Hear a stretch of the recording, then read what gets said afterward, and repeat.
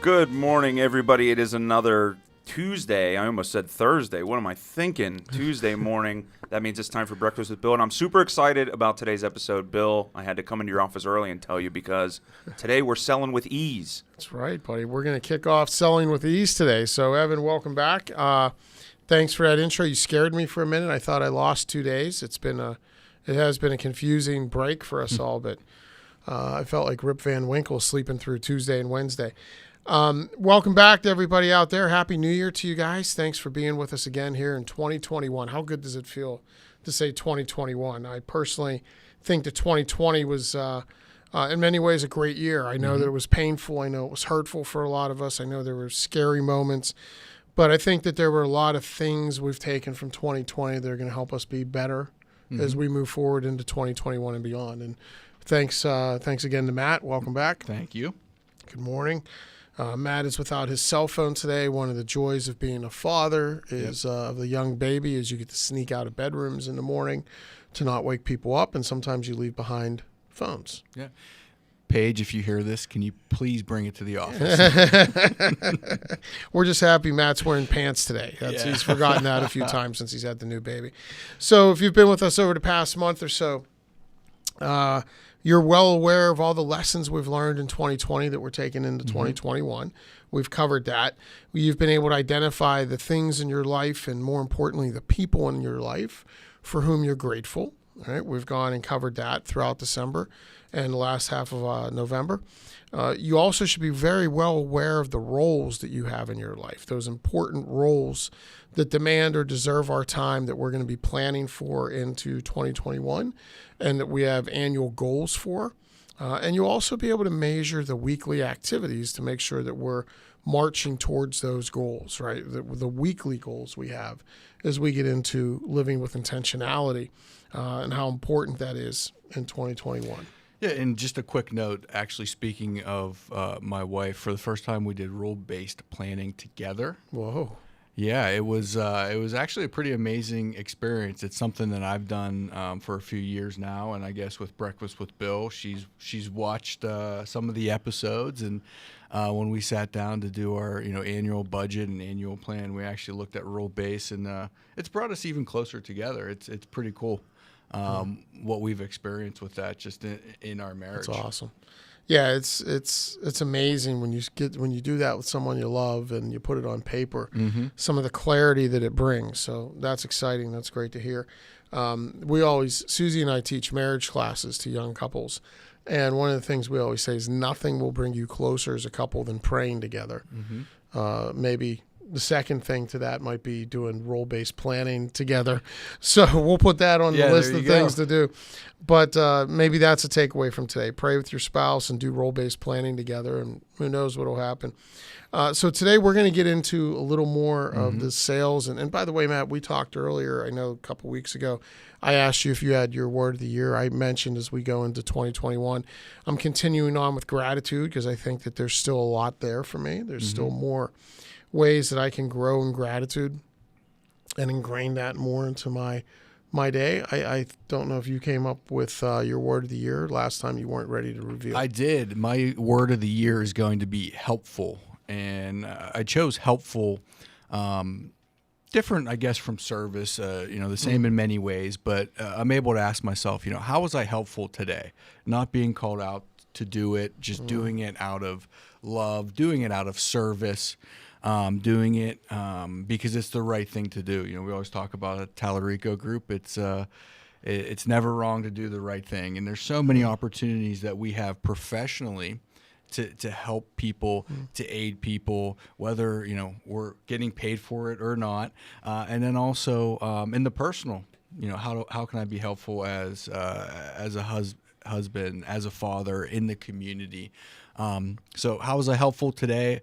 What's one opportunity that, I was maybe a little bit self-absorbed and I could have been more helpful? It's going to be a challenging year for you. Oh, come on. I thought Matt's word of the year should have been a hyphenated one, which would be nice to Bill. But he didn't choose that one. So it's amazing though too when you look for those little opportunities to be kind, to be that light to someone else's day, and there can be very small things that mean big things, all right, and very small acts that have big impact. I know that Susie and I experience those when she's kind. I know here, even if somebody thinks about something for lunch or whatever it might be, as simple as filling the coffee pot with water when it runs out. Yep. It's just those small acts of kindness that show that you care about others. They go a long way. So I look forward to growing with you that way this year. And one thing there, when you write it down and you stare at whatever your word is, whatever your role-based planning, and there's beauty in simplicity, but when you have it and you look at it on a weekly basis, daily basis, you're checking it off. It seems like a lot of effort for people that don't do it. Those small opportunities, you become more aware to them. And it almost slows you down somewhat to be more aware to how can I live this? How can I do it? And just in, what is it, the 5th, 6th today, January? Oh, today's the 5th, I think. Yeah. 5th. How many opportunities have come into fruition just to live my word already? So, writing it down, you talked about the stats last time, reviewing it, it's important to be able to review it, set time to review it on a weekly and daily basis. Your world will slow down a little bit and give you ample opportunity to live what you're trying to live. Yeah, it's amazing. And, we talk about our thoughts become our belief, or our thoughts become our words become our behaviors become our habits. So the more you're thinking about being helpful, you'll actually, by speaking about being helpful and then executing on being helpful, that's going to become a habit for you over this year of being helpful. At the end of the year, you're going to have a habit of being helpful because you started in your mind. You started with the thought and you started with on paper. So that's a way that we can change our behavior. Another way we might want to do that this year is around prospecting. Huh? How about that for getting back into sales talk? And, we have always kind of just lived sales process here.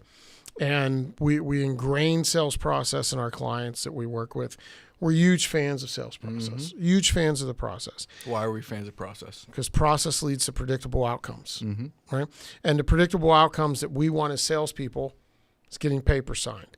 So the more we practice that process, the more we live in that process, the more consistently we're going to win deals, because it becomes our freedom. Practicing process is really freedom for us. One of the things we've never done well around here, though, is market, right? So we always said, here's our process. We live it. We give people all the pieces to it, but we've never had anything that was memorable until over this Christmas time where we were all together with some carefree timelessness and doing some things. And with the help of Evan and our partner, Ron, we were able to actually to put a name to our process. And you're going to hear us talking a lot over the next year and in our engagements about selling with ease. Right? And what does ease mean? Well, ease is the 4 steps of the process. Excuse me. And that stands for engage. The first E is for engage. The A is for assess. The S is for solve. The E is for execute. So we need to engage with people. We need to assess their situations and their challenges as they are assessing us and our ability to help them. We then need to solve their problems with them. Right? We help them solve the challenges they're facing, and then we execute on the commitments we make and execute on getting the deal done. So we're going to talk a lot this year about selling with ease. Yeah, if you ask people that are our clients, you'll say, oh, so what's the sales process? They'll talk about clear next steps, PDRs, how do we keep momentum, living in discovery, BANT. So it's pretty cool that we actually have, we're a little fancier, I guess, at the Talerico Group. Yeah. But I love the acronym because it just happened in December when we onboarded a new client. Process is freeing, and ease makes so much sense because when we introduce it to people that are new to selling or have never had sales process, the first thing that they say is, this feels good. I don't have to guess. I don't have to assume. We follow process for predictable results, and it's not making you unnatural or making you robotic, because if it's not natural, it's not replicable. Right. And so we really give the parameters and the goalposts of the information that we're trying to get. So if I do say so myself, it's pretty cool. We now have a word to associate with it. And the beauty of ease is one of our colleagues, John Hans, pointed out yesterday to us, is the definition of ease is to bring comfort to a situation, right? And I think for so many salespeople that live in discomfort, not knowing what to do next, bringing that ease to them is very freeing, as we said. So, so you're going to hear us talk a lot about selling with ease, and we do it for the purpose of helping those that we're serving, because really the clarity that comes from processes is truly freeing, but it's empowering. Because when you know where you're heading, you know that you're in control, you know that you have an impact on these outcomes. It's very empowering. So as we talk about ease, the first E, right, is for engage. And listen, we're still in a belly-to-belly sport. We still believe sales is belly-to-belly sport. And now today, some of our belly-to-belly is going on Zoom, or belly-to-belly might be through Microsoft Teams, and we're only seeing chest up. But we're still belly to belly with people, because we need to engage with human beings for most of us to sell. And, granted, there's a lot of folks that have business models that are e-commerce driven and all that. And those aren't our clients typically, right? The folks we're working with, the folks that are tuning in, you guys are all engaging with somebody. You're engaging with a person. And you're trying to have great conversations with that individual to help them understand why you, right? Why should they be working with you? And to do that well, the first thing you need to do is engage with them. And one of the greatest tools available for us today to engage with new people that we think is underutilized and we think used poorly in most cases is LinkedIn. And we'll be going through the process over the next few weeks, the various stages of it. And today, as we talk about engage, we're going to focus a little bit on how we use LinkedIn to engage. And we see a lot of good things and a lot of bad things that people are doing in LinkedIn, right? And some of the bad things that we see, let's talk about those first, is too often we see people on LinkedIn trying to connect with people they want to sell to, trying to connect with people they want to network with by just sending a note, or not, by just sending a connection request. Or how about, hey, I'm new in the area and I'd like to grow my network. You look like right. a great person to connect with. Yeah, right. That's a great one. And when you see that, when you hear that message that Matt just talked about, what does that tell us? My spidey senses go off, and it's, they want me, there's something from me, right? They want to know what I can bring to this relationship. We're starting off with it being a one-sided relationship already. We're starting off acting as a net taker, where we always want to be net givers. So don't send that message. Don't send the, hey, new to LinkedIn, new to the area, new to the industry, trying to grow my networks. No, that's not a professional conversation, right? And please don't just send a connection request without a note. See a ton of those. And one way to avoid that is to avoid using your phone when you're perusing new connections on LinkedIn. Because if you're on LinkedIn in the mobile app, and you see somebody you want to connect with and you hit connect, it just fires off an automatic connection request. It doesn't give you that automatic, unless my settings are wrong, it doesn't give you that automatic prompt to add a note. When you're accessing LinkedIn through a browser, you have that opportunity to add a note to the connection request. So be mindful of that. It's not good to send off connection requests without notes, because I get those all day. I mean, it's amazing how many connection requests I get on LinkedIn without notes. And I look at these things and I'm like, who is this person? Why do they want to connect? Why would I want to connect with them? And how are they going to help me if they're in, like Bulgaria? Because you get these requests from all over the world. So don't do that. Don't just fire off the connection request. Think about how you want to add some value to that. Another thing that would ask you to not do is don't look at somebody's profile over and over and over who you're hoping to connect with, because it gives them notifications when you do that. And you could look like a stalker, right? So when you start just trying to look at people and you don't reach out to them, again, we're setting off spidey senses about why. Why is this person doing this? You don't stalk people on LinkedIn, do you? Maybe one or two. Okay. I think the big thing is just, if we step back, be genuine. Because I think you could you could see through it immediately whenever you get a note that is not genuine. Yeah. And I think that social media has a tendency to make us be less genuine than we are. We feel like we have to be something different.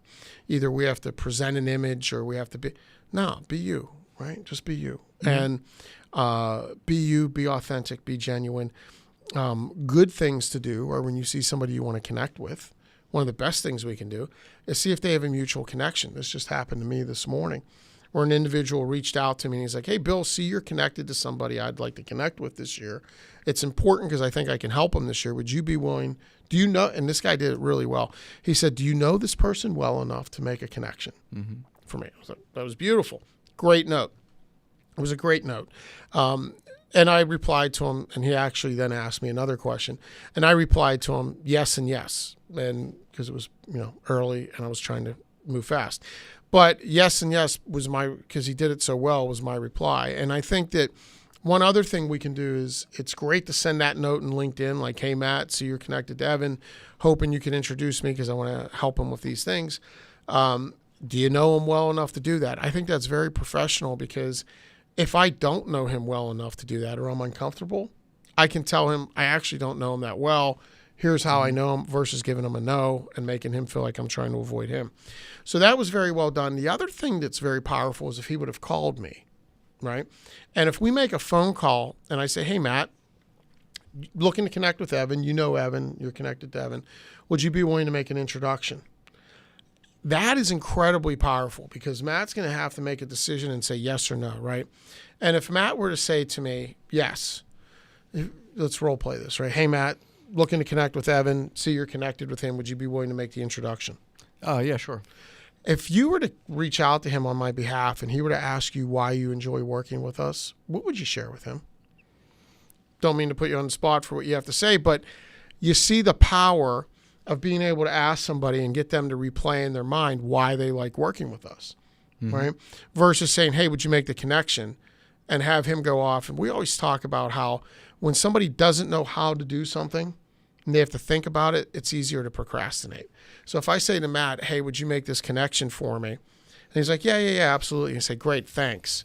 Well, Matt might write that down to do. But if he's thinking about, like, how do I want to do it? Do I want to do it via an email? Do I want to do it via LinkedIn? Do I want to make a phone call? If he's thinking of those things, it's going to sit. It's work. It's effort. Yeah. And it sits until he's ready to attack that. And if it's me, I might be able to write that down in my planner for like 4 months, right? And then somebody on the other side thinks I'm dropping the ball, I'm ignoring them. No, I just haven't figured out how to do that simple task yet. Where if we walk Matt through the what would you tell him, it gets the goodness going in his brain. It releases all those good hormones, right, about why he likes working with us. What would you tell him? And Matt gets to iterate all the things that he finds valuable about working with our group, with our organization. That's good, right? That's good for Matt. That's good for us. It's good for us because we know where Matt finds value versus thinking about it. We were talking with one of our clients recently, and they walked us through a value statement, their value pitch, and the value they like enforcing for their clients. And I read through it, and it was all really good stuff, right? It was all great. My question back to him was, did you write this, or is this what your clients have told you? Because it's easy to assume we know what our clients want from us or our customers want from us. It's so much better to just go ask them and say, why do you like working with us? What value? How do we help you? What value do we deliver? So when we ask somebody if they're willing to make that connection and they say yes, and we say to them, what would you tell him about why you like working with us? It releases a lot of goodness. So just to follow up on some of that stuff, I am not a huge fan on LinkedIn because I think people use it very poorly. I think the number one way to use it is via phone call. So just want to make sure that we are getting from that. There's not going to be a magic bullet note that you can write that all of a sudden someone's going to drop everything and say, Bill, I am going to meet with you. That was a great connection that you sent. So I just wanted to make that clear because a lot of times salespeople come to me and say, what should I be doing on LinkedIn? And my response to that is you should look for connections, look for mutual connections, look for targeted individuals that you think are the right person, gain some intel. I think it's just as much of an intel of the hierarchy of organizations. Don't be the stalker, as Bill said. And for me this year, I think the novel prospecting approach we need to do is pick up the phone and call. It's so funny. 2 years ago, one of our clients, we were sitting at the kickoff meeting, and we were talking about things we want to do in the new year and how we're going to do all this. And I was like, hey, guys, at what point do we pick up the phone? Right? Because, and Matt and I have been together way too long because he talks about LinkedIn not being a silver bullet. And I actually have that written right here. And my thoughts of things that we need to reinforce is LinkedIn is not a silver bullet. But, it becomes a crutch. It's so easy to spend 2 hours on LinkedIn. And, we can say to guys sometimes, hey, what'd you do today? What kind of prospecting did you do today? And go, oh, had a great day on LinkedIn. Really? What'd you do? Looked at it, right? Spent 2 hours researching people on LinkedIn. Guys, that's not biz dev. That's not prospecting. That's research. Do that at 9 o'clock at night. As Ralph DeSalvo, my old regional vice president at Merrill Lynch, used to always tell me, we do revenue producing activities on revenue producing hours. So looking at LinkedIn is not revenue producing. We don't do LinkedIn research between 8 and 5, right? That's something you do at night. But when you're doing it, it doesn't substitute for actual reaching out. It doesn't substitute for prospecting. Pick up the phone. Pick up the phone. And now, more than ever, if you just pick up the phone, you'll stand out from everybody else. And I think coming out of the pandemic, or still going through the repercussions of it, not everyone's in the office, not all the targeted people. So salespeople are saying, "Well, is that dead? Is it lost?" Not some people are at home. Some people don't have their personal number. You have to go through a phone tree. Well, when did everybody pick up their phone? When did everybody respond to your voicemail? When did everyone respond to your email? Sure, it might be different. It might change slightly. But if we don't call, if we don't pick up the phone, just in your example of can you connect us? Oh, if Evan happened to call you, what would you say about us? Or, why would you recommend us? Think about all that information you gain via phone call rather than can you connect me to Evan? That's right. Yes, no. You can't substitute that. Maybe. Just LinkedIn, I believe in it for the research. I believe in it that it can give mass branding. And we can share articles, like we do right now. Breakfast with Bill has been huge for us. Thank you once again, Evan. I think going through the hierarchy of organizations, it's helpful. And if you have connections, that's how to really utilize it. So it's positive. I just wanted to make sure that people out there thinking about how to implement it in their sales process and do more of it doesn't say, oh, great, this is how I'm going to prospect today, because that's the path of least resistance. Yeah, and it doesn't replace the phone. And picking up the phone, making great phone calls, having great connections with people, that's still powerful. And like Matt said, when did people pick up? I mean, we could go all the way back to like 1952 and say, well, there were still gatekeepers, right? So there's always been the challenge in sales of getting to somebody. The challenges today are different. That's all. They're different. And I think maybe in many cases they're easier today because even if you're calling the office, so many people that aren't in the office have their office phone forwarded to their cell. It's a huge win, right? Or voicemails translated to text or emails or... Right, which is a great point because when we do reach out and make those calls, and we're coming up on the end of our time here, so I'll be brief, but when we do reach out and make those calls, we need to leave great voicemails. And we're yesterday with a client meeting, I said to them, when's the last time you guys ever listened to yourselves leave a voicemail? And everybody turned red and eyes go down and people scratch their head, right? So I have a challenge for everybody watching, and that is this. If you're in sales, which I think most of you are, call one of your phone numbers, whether you use your landline and call your cell, use your cell and call your landline, use your cell and call your cell. I don't care, but call somewhere and leave yourself a voicemail that you're leaving every day. Don't pretty it up. Don't alter the script, right? Leave yourself a voicemail that you're leaving on a regular basis for prospects and then listen to it. And then tell yourself, honestly, look in the mirror and tell yourself, would I return that phone call? Would this spur me to action? Yeah. Would I return this call? Would this move me to action? Would I do something? Would I say, oh, I got to talk to this person? Right? Would you? And then if we're leaving voicemails, voicemails and emails, they're kissing cousins. They always go out 2 by 2. So if you're leaving a voicemail for somebody, you have to send an email with it. We love the best scripts with voicemails when you say, hey, this is me. Here's what I'm doing. By the way, I'm going to send you an email. It might be easier for you to reply. And then you send an email out to them right after that says, hey, just left you a voicemail, thought an email might be easier for you, and here's a quick description of what I'm looking to do and a call to action. It starts to build trust, right? Trust is when our words and actions are consistent over time. When I leave you a voicemail that says, Matt, I'm going to send you an email, and I do it, I start to build that trust, right? We're unconsciously or subconsciously building trust. Mm-hmm. So, and on that voicemail challenge, put it through what we call the so what test. If you look at it from the prospect's perspective, so what? So what does it do for me? Because we find far too often people leave a voicemail and try to have the meeting over the voicemail. And they feature, preach, and talk about benefits. Hey, we're helping people like you in the area because we have 900 million years of experience. And offices in 4 states. 300 people. And we're working really hard right now to combat all of your problems. And I'd love to talk to you. Yeah. So please, pretty please, with sugar on top, can you call me back? There's nothing we won't do for you. Yeah. Okay. So what did that prove? And if you go through these things and you're listening to them, and you're like, you find yourself saying, we have offices in 3 states. So what? Well, I'm in PA. I don't care. What do I care about your office in Nebraska? And we have 600 people.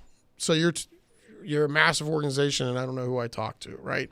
We have 9,000 years of experience. So everybody's old. Like, what does this mean to me? What does this really mean to me as a prospect? So leave yourself a voicemail. Anyways, we're getting real long on time here. So with LinkedIn, make sure we're doing the right things, eliminate some of those wrong things we're doing, which is like sending out notes or sending out requests without notes.